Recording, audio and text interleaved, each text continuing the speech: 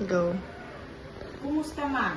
Tuloy-tuloy na po ba yung hindi ninyo paninigarilyo? Hindi po, ma'am. Nakabalik ulit ako ng paninigarilyo. Okay lang po yun. Marami pong smokers ang dumadaan sa relax. Nakakadismaya po, ma'am. Akala ko, kaya ko na. Hindi pa pala. Hindi po ibig sabihin na failure kayo. Party po talaga yun ng proseso. Nagsisimula po ulit pag nasistress ako eh. Naiintindihan ko po. Mahalaga pa po na malaman natin kung ano ang trigger para mas maiwasan next time. Kapag problemado po talaga ako, ma'am, kapag nag-aaway kami ng asawa ko, kapag wala akong pera, kahit na piso lang yung pera ko, makabili lang ako ng sigarilyo, okay na yun sa akin. Mawala na yung problema ko.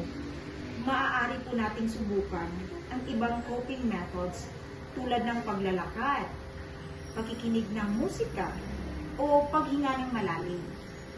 Susubukan ko po, ma'am. Gagawin ko po yan. Maglalakad ako. Mabuti po yun. Ang importante, hindi kayo sumusuko.